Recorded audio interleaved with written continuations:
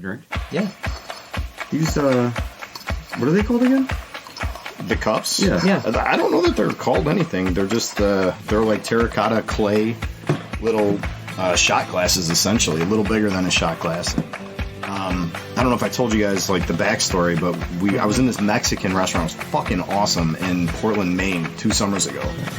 And it looked like nothing from the street, but people were like, you have to go there. So we go in, and it just opens up, and, you know, everything's there is like hills and stuff. So, like, it goes down, it opens up. It's a beautiful restaurant. You go outside, it's a gorgeous patio, and in the distance, you can see, like, the city and, like, the bay and everything. That's cool. So I ordered the mezcal flight, and they brought them. It wasn't exactly like this, but I couldn't find what they had. They were like almost like tiny planters, like you'd put a flower in, but they you know, put mezcal in it, and that was the flight. Like there was like 4 or 5 of them, so it was fucking awesome. So yep, so I bought them.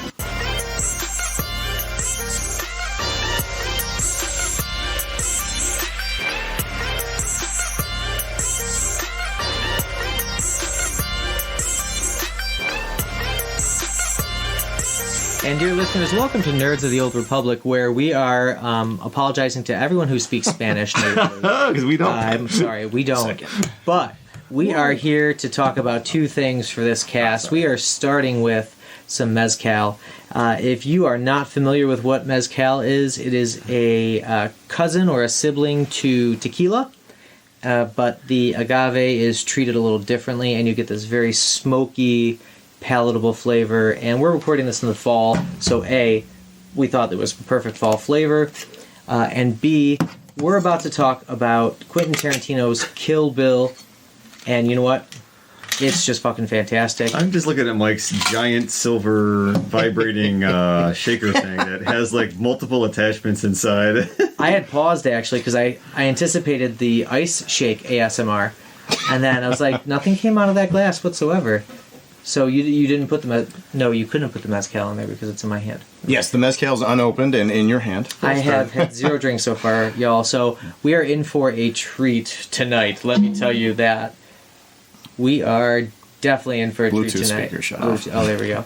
So let's get Mike pouring us the shots, the drinks into the lovely terracotta cups that he picked up for tonight. We appreciate that. Thank you very much, Mike. May I smell the cork, please? Yes, sir. It smells of I'll let you hang out with this massive silver bullet too when we're done here. That's. I'm not going to touch that shaker ever. It does have a nice nose. No, it really does. Like if you, I thought you were being sarcastic, but if you smell the cork, you get. Sometimes I'm genuine. Not often, but sometimes. I'm more disingenuine than genuine. All right, here we go. ASMR. That's good, ASMR. Shake it. My asthma. Shake it real good. So yeah, no, I smell. You know, I don't know, like... It's like I want to say mesquite, but it's not mesquite. It's not mesquite, but at the same time, like, if you had just handed me this and said, smell this, I would have been like, oh, tequila. Yeah. Like, I would have known it was tequila. Say when, sir. When? I'll start with that. I'll start with that. You want to... Oh, there you are. Load me up, motherfucker. I like to savor that, because, you know, if I have 3 half glasses, it makes me feel like I had more than if I had 1 glass. Plenty more, so don't be shy. These little things are outstanding. They're fucking cool, aren't they? That is like the coolest shit. They are literally terracotta pots. Yeah, there's a little more. Sure. I mean, the only thing that sucks about this is I can't get these now because it'd be copying Mike. Yeah, well... Sean? Yeah, why not? There's just a touch left. Might as well empty the silver bullet. Go to the last drop. Yes, sir. All right. Thank you. All right. I have never had mezcal straight. Have you guys? No. The time that I was just describing. I think that might be it, honestly. All right. So I am looking forward to this experience. Yeah, I've cool. only had other drinks. Let's do a clay cheers. Yes. Let's get the clay ASMR. It's very... There we yes, go. I didn't want to the smash sound. it. All right. Cheers. Cheers. Oh, man. That is tasty. That could be dangerous for me. Actually, yeah, I did not expect to like it straight as much as I do like it. That's a problem. Hold the salt in it for a little bit and let it. Yeah. It's the smokiness of it that reminds me of some of those Isla scotches. I mean, it doesn't taste exactly like that. It's sweeter, but like some of that aftertaste, is I'm tasting that and I'm thinking of like a Lafroig. Yeah, one of my favorites. It is interesting, like a Scotch kind of analog in a way. And I was concerned that it was going to be overly smoky because some of like the mid-grade mezcals are like, we just burnt the hell out of the agave. Good luck. Here's the pine resin from it, but it's only in the end that you get the smoke. It's really interesting. Yeah. Well, and I like having a little bit of that salt that lingers there because after you swallow the mezcal, then you get like that like savory salt in it. Changes up the palate a little bit. I could do that. I could do this for sure. Yeah, this is I'm getting a nice little, that warm feeling you get from like just like a good alcohol. Yes, sir. Yeah. Oh yeah. Very well acquainted with that. Yeah, that's a good feeling. Now I know what Bill was doing at the end of Kill Bill 2. He was enjoying right this before. well. Right before he had to fight a duel that would decide his fate, he decided the thing to do was slam a bottle of tequila. Like a true boss. Yes. That's right. That's why he's Bill. Well, we don't want to jump the shark too much, but listeners, we're going to switch from the mezcal over to the movie. We're talking Kill Bill. Are we going to do 1 and 2 simultaneously?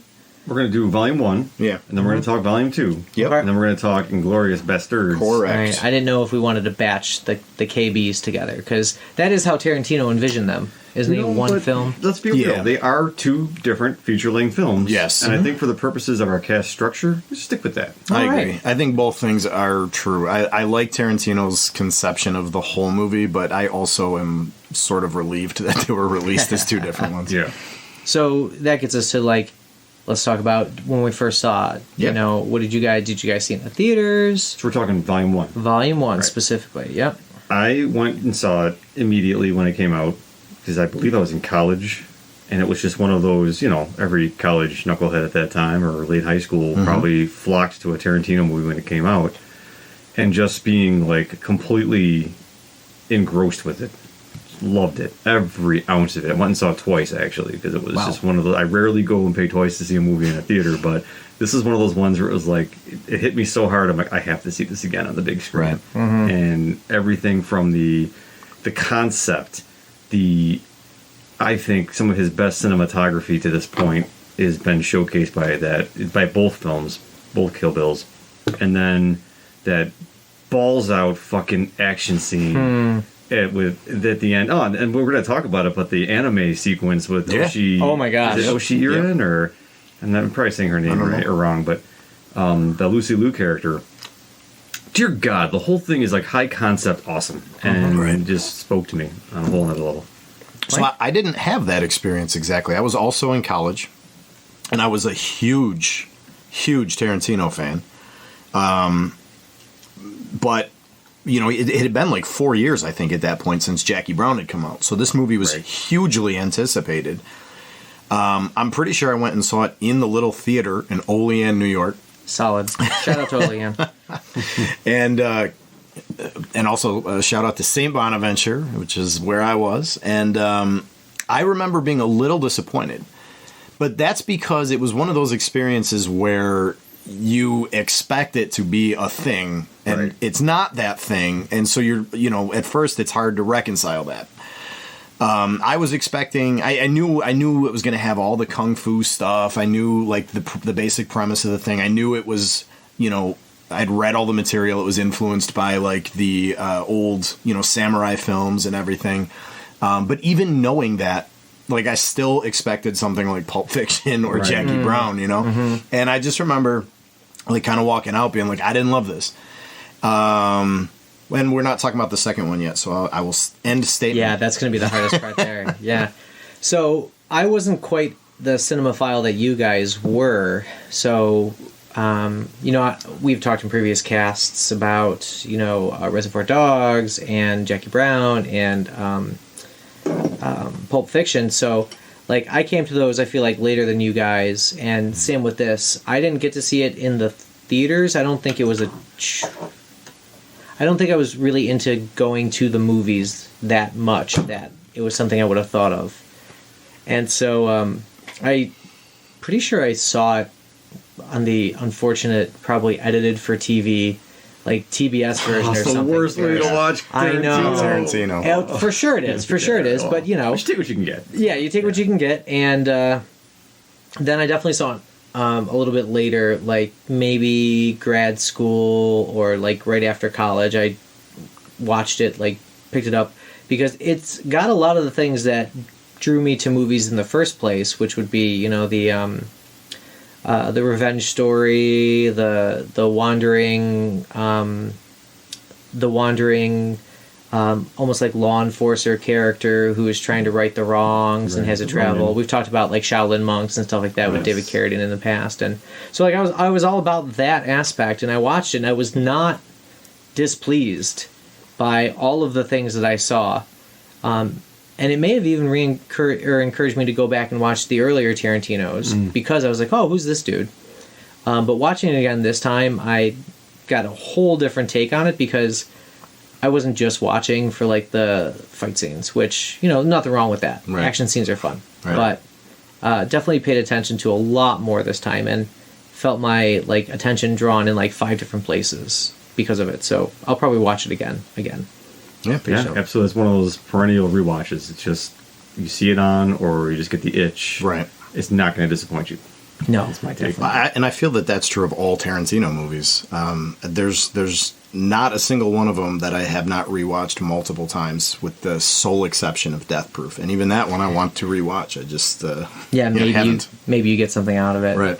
Yeah. We'll probably talk a little bit about the whole Grindhouse thing after we're done with both Kill Bills. Yeah. But I'm glad you mentioned it, because we can't have a Tarantino cast and not bring up the it's part of the man's work, part of his catalog. Yeah. There's one miss that we all kind of agreed on. Right. We'll get to it later. Yeah, we all skipped it. But I guess before we kind of go through the plot of it and our takes as we think about them, I'll just kind of give the audience a quick overview. So this is essentially dreamed up between Quentin Tarantino and Uma Thurman. So if you pay attention, you see that it's a QT-UT joint, as it says. And they worked on the premise together, on and off. And really, it's just a revenge story. Not just, but it's a revenge story about a bride scorned who left Bill for multiple reasons that we find out. And Bill is, sends his hit squad after her, kills her at her wedding rehearsal. And that's where the story starts. In standard Tarantino form, you don't originally see the inciting incident. You have to go back after a while. It comes back later in the movie. So where do you guys want to start? Like, it maybe premise, how this is different from his previous works? Or? It came to me while you were talking about standard Tarantino style. And this is one of those films, again, that until you've seen the whole film, you really can't place everything in the story, because I think even the one death she deals out there in Revenge came after the one at the end, so it all kind of bounces around, and it's this sort of like, you don't get the full picture until it's over. And that's one of the things I really appreciate him as a director. And at first it's kind of unnerving and a little jarring when you get into like some of the things like Reservoir Dogs or whatever. It takes you a second to adjust to it, but in this one, I guess maybe I was used to it by that point, and I was just along for the ride, and by the time I walked out, I was like, fucking awesome. I can't wait for part 2. Right. Well, we can probably I don't know how you guys want to do this, but there's there's only a few major segments in Kill Bill 1, and we can start with that, because he does do, are they I don't remember, are they chapters? Chapters, he breaks up into pretty chapters. Standard for Tarantino. Yeah, just like Pulp Fiction. Right. So I think the first one is that one with who's that actress? She was also in Independence Day. Are you? But she's the one who's like in the suburbs, and she's got A. Fox. Yes, Vivica A. Fox. Copperhead, which is also a really, given all the you mentioned the cinematography before, like all the just gorgeous exotic places we're gonna go throughout these two films. It's kind of funny that they start with just this suburban house. She walks up, and like while they're in the middle of their fight, the daughter comes home, and they Uma Thurman hides the knife behind her back, and they all like, they're covered in blood and shit's broken, and she's like, "This is mommy's friend. Go do your homework." Yeah, with shards of their glass window on the table all over the floor, and that poor girl like sort of bats an eyelash, like she sort of waits, does something, and then she's just like, "Oh, fine, whatever." Right. Yeah. That's the one thing about that sequence that it's still, when I think about it, I go like, it's kind of an awkward thing, where Vivica Fox's character is supposed to be this incredible assassin, right? She's obviously fighting the bride to like a standstill, and then just kind of loses it with the cereal, and then shoots and misses. Right. And that's the thing. Point blank range. Right. Yeah. Just completely misses her and had her dead to rights. Had her. Because the bride was all like, we're not going to call her name until we get to the second part, but she's, beep, is standing there. And, which is a choice we can talk about. Yeah. And, freaking, knifes her in the head or whatever, but, like, that was it. Like, that was the one shot they had to really get her, and she fucking missed. Like, how do you be like this big assassin and you miss? The other thing that gets me about that is, so her daughter is roughly the same age as the main character's daughter. Mm-hmm. How old? She would have been. Yeah. Right. So it was like that. Did she also get knocked up at the same time? Like, Bill obviously wasn't involved in that one, but it's like one of those like, why did he go? Yeah. Why did he go after the one and not the other? And I get it's because they had a thing, but at the same time, I always got the impression that this whole thing happened because she tried to leave the life. Right. And not so much him romantically, but it was leaving the life. Right. Yeah. Well, what is that gets into like the end of Kill Bill too. But there's actually there is a more complicated story to why he kills her.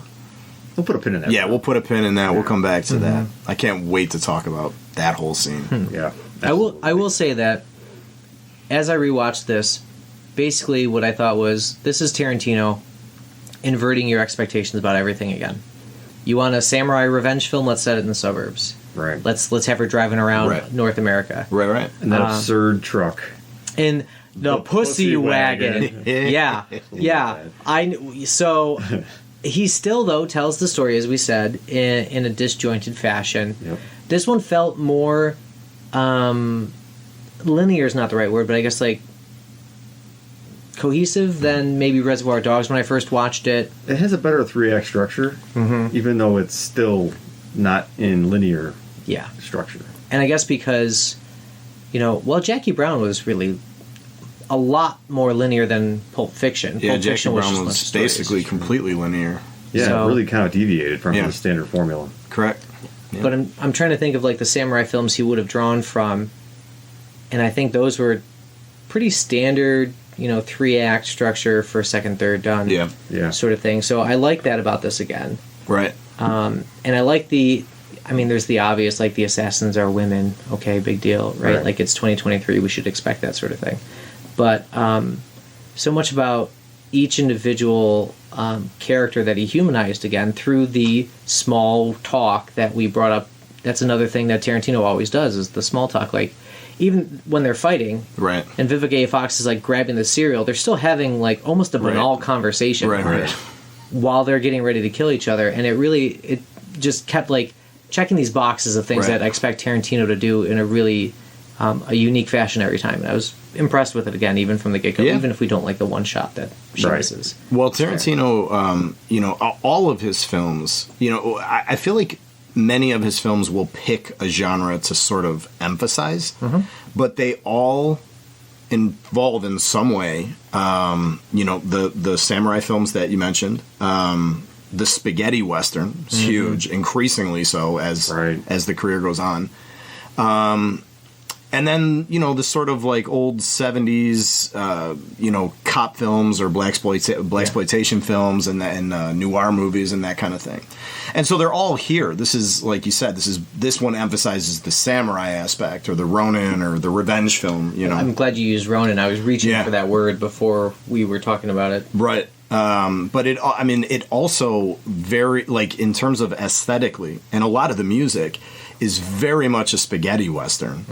But then, you get all the, those sort of like those gritty 70s films in there too, with shit like The Pussy Wagon and the suburban setting for part of it. And I don't know how familiar you guys are with that 70s era filmmaking. Like, that whole Asian influence was huge. Oh yeah. And there were a lot of even blaxploitation movies where they set the black main character in this Asian sort of like set. I remember watching these things being like, this is pretty far out, man. It was like really cool because this guy's like from the hood, and yet he's like this ninja master who's like super awesome and super zen. And it's like, so that idea of already that foreign influence being superimposed upon sort of these American storytelling things. Yes. He's kind of just riffing on something that already was there. Yeah, that's a great point. Those films were super influential in, blaxploitation films, as you said, but also super influential on the Western genre. Right. I mean, there's a very, very fine line difference between like the wandering gunslinger that Clint Eastwood plays in the Man with No Name trilogy, and the sort of Ronin figure in I was about to say Haruki Murakami, but he's an author who's the Akira Kurosawa films. And the way a lot of those shots happen, the widescreen, like open landscape shots, the plot lines, the themes are all incredibly similar. So you're right to point it out, there was a huge influence at that time of those movies. There's also those, like, some of the shots, too, of the extreme close-up during combat when they're locked swords, or like the hero pose, like, splash art kind of thing, where she's standing there with the sword at the ready, and then, like, the frenzy of combat where you have a sense of what's going on, but you can't see it until the dude's cut in half right in front of the camera, and you're like, what the fuck? Guys, I'm going to just chop straight the fuck off. Yeah. Yep. It's, it's a love letter to all of that stuff. Like, every one of his movies really is a love letter to the things that made him who he is. Right. Yeah, so I think we go from there to, is it the hospital scene, right? With, like, the creepy dude. So uncomfortable. Oh, my God, yeah. It's very hard to watch. Yeah. Yeah. Even if she gets her, like, revenge moment, you still realize she spent years being raped continuously in a coma over and over, and it's like, oh, my God. Just how horrifying this is. And that's like the least horrifying thing that's happened to her in the movie. Right. Right? It's almost like she shrugs it off like, well, one more thing. But it's like, God, you can't stop but think like, just bashing that guy's head in the door wasn't enough. No. Well, she ripped his tongue out, too. That's a good point. She did. Right. Yeah. Still not enough, but that's a nice throwback to what I see as, like, Shakespeare and Titus Andronicus. And, like, there's a lot of Greek revenge fun in this movie, which is what I was here for originally. And then I was like, oh, no, he's a good filmmaker, too. Yeah. Yeah, that's a great point. I never really thought about that aspect of it for sure. I mean, it could be me just adding that on because I like that shit and I know it. I don't know if Tarantino has that's talked the reason about it. Shakespeare is still relevant. It's because he hit at things that we still do. Right. So. Yeah, we stole it from the Greeks. Yeah, right? exactly. Yeah, God, that whole thing. And then she's like recovering in the pussy wagon. Oh, yeah. Which, of course, 70s films all the way. Like that giant ass truck up on lifts, labeled pussy wagon. It's a dually Chevy Silverado 2500, like that's lowered. It's got a wing or whatever. It's pink and yellow. He's got the matching keychain with the the airbrush pussy wagon. And the thing is just fucking absurd. Didn't Tarantino actually keep that truck too? For a while? He deserved it. Maybe, I don't know. I'm pretty sure he had the pussy wagon for a while in real life. Well, and the pussy wagon thing is funny, but, I mean, as you guys were saying, and I agree, even for a guy like Tarantino, who half of his shtick is like, I am going to go too far. I am going to say the thing that makes you uncomfortable, and I am going to, when it comes to violence or anything else, profanity, I'm going to be gratuitous, and that's like, he embraces that. But even knowing that, and even by Tarantino standards, that moment when he's standing over the bed with that dude next to him, and you suddenly realize what he's doing and what he's talking about, you're just like, oh fuck. Even in a Tarantino movie, that hits you. Yeah, and we had just talked about previous casts, which, dear listener, if you haven't heard, go back to the other Tarantino ones. If I'm not mistaken, we talked about how he was like withholding some of the graphic nature of his violence, doing it off camera, cutting around it on purpose. Right. Yeah. Well, that's not this movie. Nope. This movie is all straight on violence.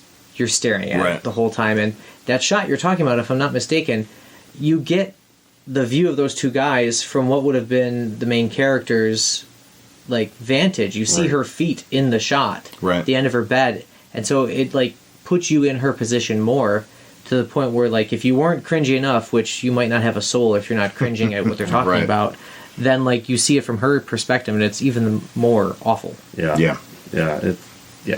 I can't say any more about it. It's just terrible. But, well, she kills him, which is good.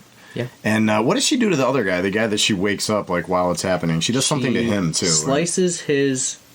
No. That's the guy I think she bit the tongue out of. Okay. She cuts the Achilles on the orderly or the nurse or whatever he is, and then she bashes his head into the door repeatedly until he's dead. There we go. That's right. It's cartoonish.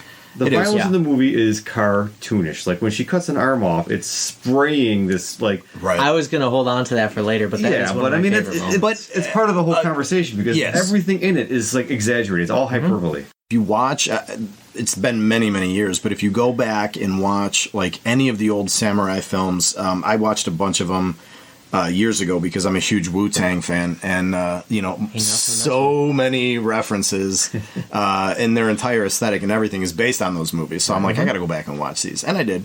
And the violence is extremely cartoonish, and it's this thing. Honestly, it's the same thing with like the old spaghetti westerns. We're not going to talk about this till next time we record, but Django Unchained was heavily influenced by an old spaghetti western called just Django, I believe. But I watched that one recently. I think it was last summer. And the dude carries, like, he drags on a chain behind him a coffin, like, through half the movie. Yeah. And he won't let anyone touch it. And when he finally opens it up, it's because this gang has come into town and surrounded him. He opens up the coffin, and it's like a Gatling gun, which he puts on a tree trunk and just fucking slaughters everybody, like, in this cartoonish way. So, I mean, it is, Tarantino takes it to the next level with the 8-foot blood sprays and shit. But it's, it's still an homage to those things. Yeah, absolutely. Well, sure, and the newest Wandering Ronin film I can think of, I mean, it's not quite the exact same thing, but it was like Crouching Tiger, Hidden Dragon, which I think... There was a bunch of those that all were excellent. I think of that film, and the violence in that film is just more choreographed. Tightly choreographed? I don't know. Well, they're beautiful films. Yeah, and they're beautiful, but at the same time, it's like, you can tell there's choreography in the fight scenes for Tarantino. And either they're instructed to be very loose about their movements and, like, obviously over-the-top cartoonish. Yeah. Or they were like, let's just practice this one time and see what the fuck happens. Right. Except for when you're, dancing on stairs and stuff like that later on that we'll get to. Uma Thurman is rather inelegant in the fight scenes, I think. And I don't know if that's just she, as an actor, can't pull off that, dance of that fighting. Physicality. Or it's just that's the choice they made and that's the way her fighting style is. But it's... I mean, you could tell she's not really great with a sword, right? But Well, that was one thing that always struck me is like if she was so great that Bill fell in love with her and she was supposed to be like the one of the Snake crew or gang or whatever. Why? Why is it just because she was so over the top violent? But as we talk about the other fight scenes coming up, I don't think so. She's not that much strong. She doesn't look that much stronger. Well, I think it's her willpower. She survived so many things, and you get to the second movie, you talk about what she was able to overcome, and that's probably what it is about her. Just that she's a survivor, right? And she keeps coming back. So, despite her lack of elegance with fighting, she'll still be the master at it because she's gonna not stop. And she also has the best sword. This is true. This is the next part of the hero's quest here is you kill your first victim, you get on a roll, or you check off the first name, which she is literally doing on the plane, writing down kill list or something like that. Yeah. And she's writing out their names again and again. Yeah, great observation. That's how you know that it's out of order too, and why when she kills, is it Oshi Irin? It is Oren Oshi. Oren Ishii. Ishii, you're right. She's the first, right? The first on the list? She's the first on the list, but the last chronologically that she gets. Yeah, but if you because you have to work through with the whole gang. Yeah, but I think that's in the actual in-universe, that's the first kill. Because that's where she gets the sword. Right? No, she goes to Hanzoi first. Hattori Hanzo? Well, yeah, thank you. Once again, dear listeners, I don't do names. So, no, I don't think it's that because she leaves America for Japan. Yeah. And so she has to have escaped the hospital. We can say that. Right. The pussy wagon has to have happened. And Vivica A. Fox lives in America. Right. Right. And she doesn't go back to America until 2, correct? I'm trying to... I have some notes up here. And I'm trying to just kind of scroll through them to make sure that I'm right, but it seems like it. This is weird. I have no service in your basement. Oh, that's. Can I turn the Wi-Fi? Sorry. That's Yeah, okay. it's probably just this room, but We're in a Faraday cage down here. Well, I was going to say Mike's safe room, but Yeah. What's the password for this safe room? We gotta look that up because I gotta the know. password is Gorlami. Gorlami. these are Nazis. We'll see you in two two Oh, yeah, we're casts, getting- y'all. I'm if you're gonna be interested the in that. contrarian that I started Go this ahead. cast being. I honestly think that she kills Oren Ishii first. It's very likely actually now that you got us thinking about it, because she doesn't have that sword when she fights her, right? When she fights Vivica A. Fox, she doesn't have her Hanzo sword. No, but I don't think she thought she needed it. Maybe or it No, was kinda she weird. did, but I thought she got disarmed by the girl with the mace on the chain. No. She took it home with her. It was on the airplane. 'Cause I remember distinctly. Oh, they have airplanes with a place to put your samurai sword. Okay, so Yeah. this is... She has it when she when she fights at the end of the second movie, like, because he's looking at it. That's looking ahead to the second movie. Yeah. But in the first movie, she fights Vivica A. Fox. She does not have the sword. Correct. Then The she knife No, fight. no. I'm saying I think you're right because No, he's still wrong. So hang on. She doesn't have the sword, which means she hasn't gotten it yet, right? Mm-hmm. And then she flies to Japan and gets the sword. I think chronologically, she kills Vivica A. Fox, gets on a plane, goes to Japan, gets the But sword. see, I'm arguing. the That's other what I side. was saying. I'm arguing. Oh, that and I are on the same then page. you're right. I'm saying she goes Thanks. to Japan, gets the sword, kills Oren Ishii, comes back to America, picks up her pussy wagon, and then kills Vivica A. Fox on her way to go and then kill the next group. Well, I don't know. I think she Might switches have to do a cars, little though. research. Do we I have- know do she's we have I'm internet looking. access? Or I no? do. I do. Volume 1. While you're looking that up, we can probably move on and start talking about that scene in Japan. Unless Did you you want to find talk it? about the Hanzoi, you are not worthy training montage That's sort of that's thing. the scene I mean. Yeah, Oh, that's the yeah. scene. Is Okay. that- She goes into that's the in sushi Japan, shop. right? Yeah. So Yeah. she Yeah, sits she's down. in a sushi shop. And you know Pretends to she's not speak Japanese. she's in her like classic Uma Thurman like smiley overacting like sort of way. You know, she's like the exaggerated shrug, and she's like, "I need a sword," you know, or whatever. And she's like buttering him with that. Right. I'm just a tourist. and he's clearly flirting with the young Yeah. American tourist. yeah, And and he's like playing it way over the top Yeah. too with the guy he's yelling at all the time. Right. And it's just it's hilarious. I find that scene it's just a joy to watch. Like those two, like why do I always have to? And he's Yeah. like, when I'm what does he say? When if I were general, then I wouldn't have to do this. And he goes, if you're general, then I would be emperor, and you'd still have to do Yes. it. The greatest thing about that too is like you watch it now and you know who he is, but there's that one little subtle hint when he takes the butcher knife and just kind of like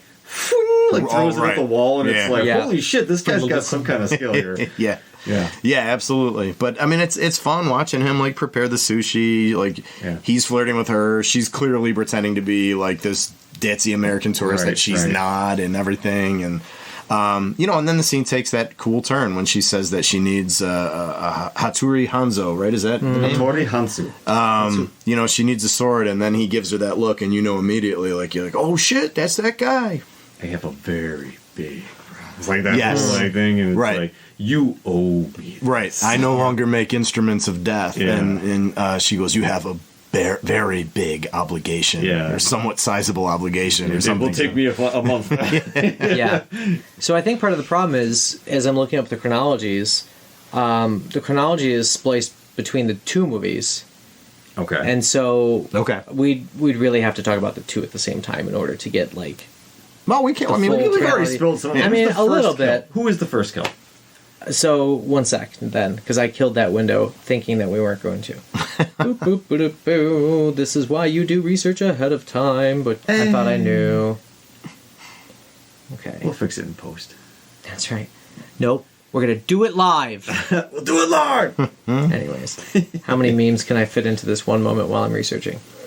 Okay, Tarantino, Beatrice connects assassin, movie ends. Alright, so the first one is actually the origins of O-Ren, which is that beautiful, The anime scene. Anime We haven't scene. seen it Oh, yet, right, yeah. right. right? It's I mean, a flashback. chronologically, that happens first before the entire revenge plot happens or begins.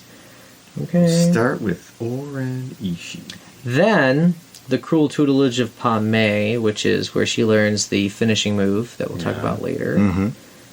The 1-inch punch, which is famous everywhere in every film.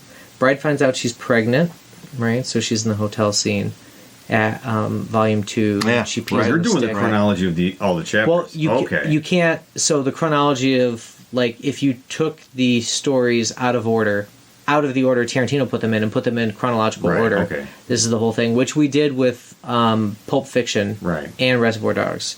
So she finds out she's pregnant, and that other assassin comes in, Right. and the assassin's like, you know, I wish I could do the whistling. Yeah, I can't whistle Yeah. either. So good in that. then we get the actual massacre that starts the revenge plot, which is Right. the attempted assassination of Uma Thurman at her. Samuel L. Jackson is the piano player. Oh my god, that guy just needs to be in every film. Every film. And then she awakens from her coma and has that terrible, "You're right, unfortunately for me." Bride awakens from her coma and goes to Tokyo. Fuck yes. Hey, all right. Sean gets Give a him a bell. bell. I feel like I earned that bell. So then Burned about 20 minutes she ago. gets, yeah. The interesting thing is, let's see, goes to Tokyo. Does she get her sword? Pussy wagon, bride, sexual predators. The bride heads straight to the airport and buys a ticket to Tokyo to confront Oren, her first target. Yep. And then... Does she at the airport? They show up the ticket window and like Tokyo, Japan, ting. Yeah, and then they it's show that her weird, flying. like, yeah. Yeah, and then she's like, and then she come back. She goes, America, and just fly her back to it. It's like something absurd like that. Let's see. Visits the legendary swordsmith. Okay, she gets her sword, and then she fights the crazy 88s. Yep. Which is it always reminds me, because I saw these out of order, it reminds me of the fight scene from The Matrix. Yeah, Where Neo's got like 88 Yeah. or 100 or whatever Agent Right. Smiths. Because they're obviously all designed to look the same as the crazy 88s. We can talk about the scene. You want to stop there and talk about not that fight really scene before we move 88. up then? Just a name. They just like to call themselves that. Yeah. Because they're crazy. Yeah, I think I've proven my point. Yeah, No, so Sean was right. He got Sean his was bell. right. All right, Yeah. so Move on. So we were talking about Hattori Hanzo's sushi, right. which comes up again later. We also have some not Hattori Hanzo sushi. We have some Wegmans sushi. Wickmans. Do you guys want to have somebody want to wait until we get to Kill Bill 2? Yeah, let's finish up Kill Bill 1. Take a Yeah. break. I'll mix up another batch of mezcal. Yeah, I like it. I feel like that's right, unless you. You Well, need- his sushi hasn't gotten any better. No, it is There you not, go. as we There you go. learned. Yeah. Talk about the crazy 88 fight I scene. just got to real quick. So Yeah. that whole thing with Hattori Hanzo and how she basically leverages him to make this sword for her. Right. Yeah, he breaks a blood oath. Right. Exactly. It's this beautiful, like I don't know, samurai culture kind of thing, but like that they go through the artistry of making this, and he said this is the finest sword I have ever made, and this is Right. the guy who makes the finest swords of all time. Right. And this is the pinnacle of his work. It's just, I love the reverence that Tarantino gives Right. that whole thing, and he presents it to her, and the other guy, they're doing the ceremonial thing. Which It's is really in beautiful. full, too. Oh, There's no cutaways. It's no, really just there right, the whole right. time on them. It's You actually gorgeous. don't even know she's there when they start that scene because they just show him, they show the guy assisting him, and all that is very just gorgeous to look at. And then when he starts talking, and then eventually the camera angle switches and you realize he's talking to her. Yeah, and it also obviously the sword itself is a huge part of the samurai genre. But the idea of like the one sword, the magic sword, Right. is like The a master sword, huge yeah. trope in fantasy fiction. Right. So I thought that was really cool to bring that in. Right, and I love the over exaggerated like Foley work where they take the sword out of the scabbard and it's like that Yes. swing, Right. it like sings, and then she's holding it, and all you hear is that. It's like it's just beautifully done. It is. It is absolutely well done. Yeah, I'm pretty sure that's a trope in Ronin films, too. And I'm just trying to think, like, because the RZA did the soundtrack for this. So, like, was that his influence, too? Like, did he have some play in that sound? Because I know it's not strictly music, but how much I'm interested, and I haven't been able to find how much he was into the rest of the sound design, too, That's a for good it. question. I don't know. Good I had trivia. forgotten RZA was involved. He is- Another Wu-Tang reference. And he actually did his own samurai film sometime around 2008 or something like Was that. it good? No, it was fun. I was remember fine. I remember watching it just like I said because I'm a huge Wu-Tang fan. I'm like, cool. He did a samurai film. Of course, I'm gonna watch that shit. and it was entertaining evening, but I never watched it again. And he also did a song with the Black Keys around that same time, which was really cool.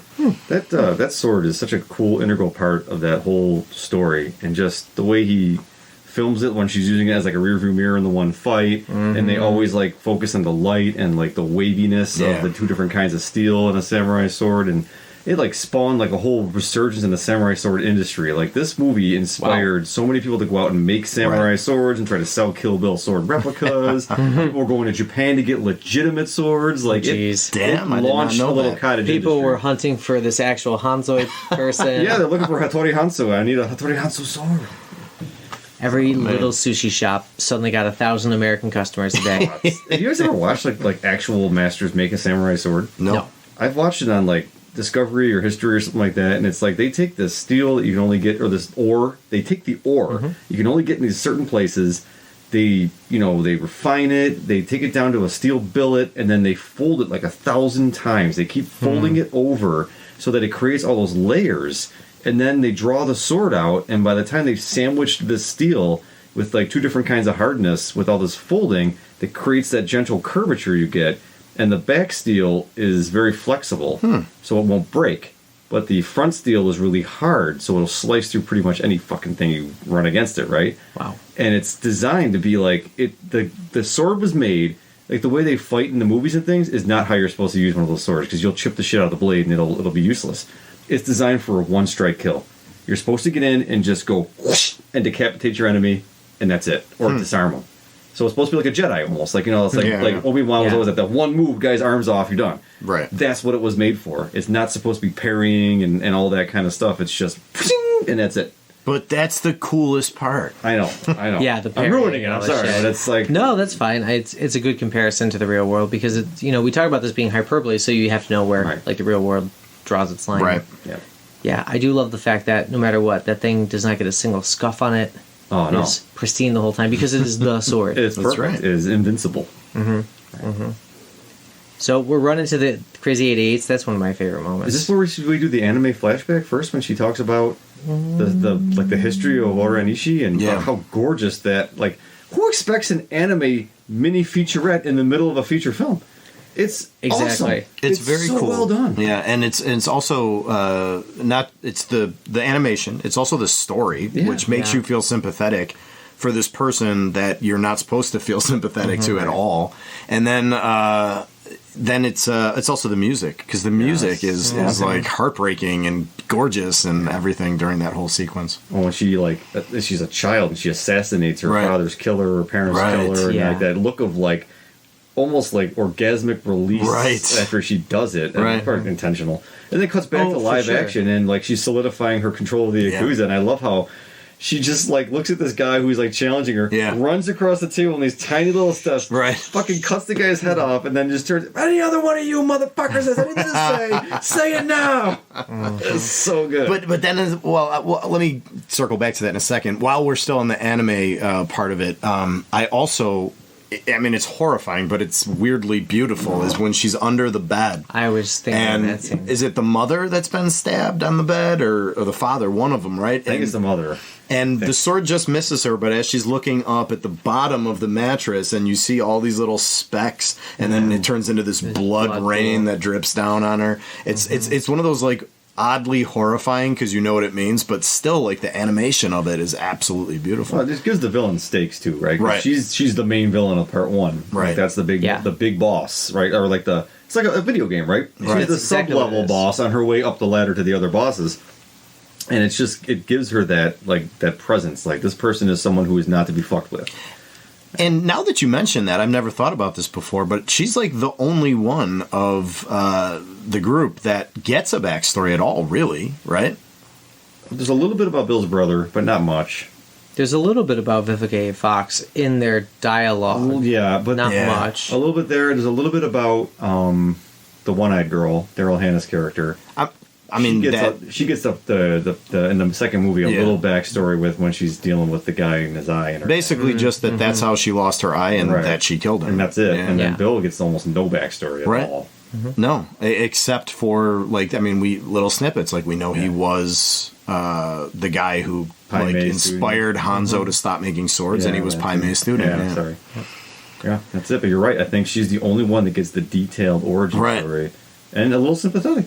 Yeah. You're right, because I mean, she turns out like old her, the Lucy Liu character, is not sympathetic at all. She's terrifying. You know? Yeah. But like you watch that thing and you're like, oh, that is so sad, and you like want to root for her for just a minute. Yeah, that's a good point. We don't even know that much about the bride. We know more about her than we know about any other character. Yes, which is kind of an odd choice. Yes, think about it. Very interesting. Yeah, about why they got into the business. Yeah, so they say. Right. Yeah, because I don't remember any backstory for the bride. It's also interesting too when you think about it. If Ora Nishi is so like important in the Yakuza, and she's like a Yakuza boss, what the hell was she doing slumming around with a bunch of fucking assassins? Well, that happened after. That's actually explained. Bill financed her like takeover of the whole thing. That's how she was like able to do it, right? Yeah, so was that part of her being a sniper, and she shot that military guy in the limo and everything. Right. You're right. Okay. But that brings us back to that meeting, and so she runs down the table, she decapitates that guy, and then she turns around and has this look in her face like she's gonna fucking kill someone else. Yeah. And then immediately it's just like a flash, and it's replaced by this very pleasant smile, and she's like, as your new leader, I would like to encourage an environment of openness. It's fucking hilarious. Corporate speak. I was just about to say, it felt very bureaucratic, which we're all familiar with. I love it. I love her like attaché too. I think it's the actor's name is Julie Dreyfus, which I always get confused with the girl from Seinfeld. It's not the same one. No, She's not Julia Louis Dreyfus. Exactly. She's a French actress who plays, the girl who gets her arm chopped off mercilessly. But it's like she's in a lot of Tarantino movies too, and she comes up again in Inglorious Basterds. I don't know if you noticed that. And I did not. I believe she's in Kill Bill 2 for a brief amount of time too. When they do like that flashback, she's in the church. She is. So she's an interesting like lurking figure. There's a lot of like really cool like you could do like a whole Netflix series on just the like secondary and tertiary characters in these films. Yeah, and like make really compelling stories for them, and it's pretty awesome. Yeah, there's enough backstory for everybody there to do that. Yeah, there's a lot of meat on that bone still. You know, it's funny. It as much as like there's violence in this film, we're actually like talking about almost everything. But there's a couple things that we mentioned. But you know, it's funny. Like, yeah, they chop off the arms and kind of move on, because as much as the violence is there, it's not really driving the plot so much. Really, yeah, we know she wants revenge, but like, sure, you could chop off both her arms. You know, she mows down 130, 88, crazy 88s or however many. I didn't count. I intended to. Yeah. And then I lost count. You've been trying to get us there, and I keep it's fine. it. But with like that scene with the crazy 88 is just hyper violent and hyper awesome. Right. It's fucking. It's like a music video of death. It's so good. I mean, that scene was another one of the reasons when I first watched this movie, I was just like, well, this is fucking silly. But you know, I wasn't flying basically. Right, I wasn't. Yeah, running up the stair steps and stuff. That was an ignorance on my part. You know, I hadn't like really taken a deep dive into all the influences, you know, those genres yet at that point in my life. I was still expecting Jackie Brown or Pulp Fiction. I mean, those 8-foot blood sprays, like they did not amuse me when I was like 19 or whatever I was. I was like, this shit's fucking absurd. You're you know, like, what is this guy doing? The realism's all crazy. Doesn't anybody in this place have a gun? Can't they just shoot her? Did she just jump up 20 feet to that second floor? What the fuck was that? Yeah. I mean, that was like my reaction the first time. And you know, I'll stop here. I'll talk more about my reassessment when we get to Kill Bill 2. But it is brilliantly choreographed and filmed, because those things I imagine would be so easy to fuck up, and a lot of modern filmmakers cover up for that and disguise that by doing the whole shaky camera thing and the super quick cut thing where you're like not really sure what's happening, and it's just implied that everything's hectic and it's a lot of great violence and have fun. But you know, this film doesn't do that. You're always aware of where she is and who she's fighting, and you understand how she's killing them. Expertly choreographed, I thought. Well done. Yeah, maybe I had a different experience with those like samurai movies and those like 70s style ones when I might have watched them before you did, like when I was younger. You probably did. I came to them later. Because I had we just had I had a lot of time when I was a kid, I guess, to watch stupid, shitty TV, and I remember like watching a lot of that stuff on TV and being like old Bruce Lee films and like the Enter the Dragon, like that kind of stuff. And I kind of like when I saw it, I was like, "Oh, this is so cool." He's like, I knew he was riffing on it as soon as I as soon as like she cut the girl's arm off and his blood spraying out, Right. and then she's jumping like it's freaking. I'm like, it's on. It's on. This is like full on fantasy samurai now at this point. She gets into like the mini boss battle with the girl with the ball and chain thing, and like kills her with her like a board with nails in it and stuff. Yes. And, she almost got her though. The girl almost got her, and then she had so many close calls. Almost got her there. Yep. Then she made short work of all the like the Green Hornet guys, whatever, the little masks on and all that. Yeah, the crazy 88s. But that girl, the underboss girl or whatever that you're talking about, is fucking terrifying. Oh, She's yeah. creepy as shit, man. Yeah, she gets a little backstory too. A very slight how you don't fuck with Oh, her. yeah, the guy in the bar. Yeah. Yep. Yeah, sometimes I was confusing some of Oren's backstory with her Yeah. just because.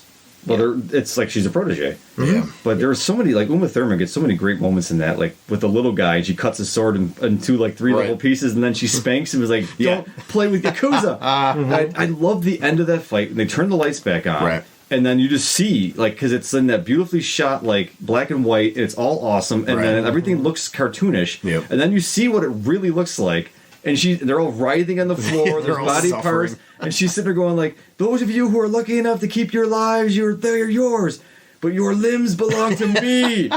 Leave them. And she like makes them all go, and they can't recover their cleanly cut off body parts. That probably could be That is a reattached. badass line. Oh, it's fucking awesome. And she ascends to the final level for the main boss, and it's literally ascends. and it's snowing. It's this gorgeous thing. So that reminded me of a lot of the films that came out around that time. Actually, I think Tarantino was responsible for one or two of them being brought to America, including my favorite one, Hero. I don't know if you guys saw Hero. Heard of it, Yeah. Just a unbelievable, like the fighting and the choreographing and the story are all very interesting, but it's just the cinematography that is gorgeous. They're so beautiful. You mentioned Crouching Tiger, Hidden Dragon. It's another one. There was which was 3 years before Kill Bill. right. That was like kind of the OG that started a lot of those films. They had a moment there. House of Flying Daggers was another one. And that scene where you're talking about, where he goes outside and or she goes outside and Lucy Liu's waiting for her, is beautiful. All the plants and the night sky and the softly falling snow. And it's a gorgeous fight. You mentioned that. It makes you wonder if, like, as they were developing and gestating this character, how much of all of that just came from what Tarantino was seeing in cinemas recently. Like, I don't think Uma Thurman was thinking about that kind of stuff when she had his revenge bride kind of. She probably wasn't thinking, oh, it's going to turn into a samurai epic and like I would tend to agree with that. Yeah. But then you mentioned the beautiful part of that scene, and she's just waiting for her. They have the exchange, and then you get that and then like the up tempo, and they take off her slippers real slow. Right. And, it's the anticipation. He is the master of building anticipation with that kind of stuff. Yeah. Well, and the way he does it is stolen like almost directly from Sergio Leone films. Yes. I mean, we'll talk about this more, I think, when we get to Inglorious Basterds. But you see it in Kill Bill already. The way they take something that is like the mundane thing before the big fight, and they make it stretch out forever with like ominous electric guitar or like a soaring chorus in the background, you know? And obviously the most famous example of that is the fight scene at the end of The Good, the Bad, and the Ugly, where you get like 6 solid minutes of the ecstasy of gold while it just goes eyeball to eyeball to eyeball. But he does that. That's exactly what he does. He does the really slow, the slippers coming off, and them moving slowly across from each other into position before everything explodes into that sun. And then the song cuts completely when the swords cross. Like, everything is choreographed beautifully. Right.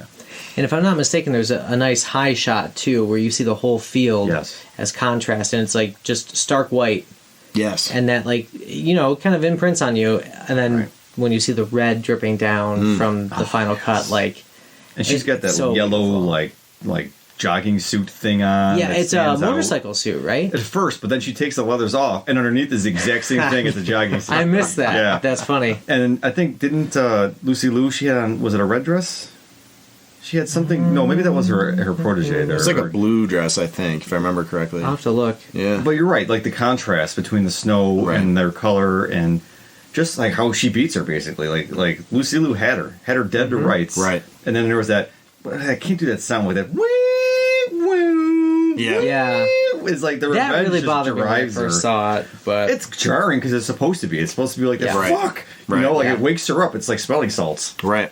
And Well- she just goes berserk on her and cuts her fucking top of her head off, and it's like, ooh, that triumphant pose. There's a cool moment before that too, where she like first gets herself back into the fight, Yeah. and like she cuts Lucy Liu, and that's the first moment Lucy Liu realizes she might be in trouble. Yeah. and she does that Bitch ain't thing where, like, yeah, and she looks at her and she says something like, you know, for belittling you before I apologize. Yes. yes. There's some seriousness Yeah. or like some respect between them.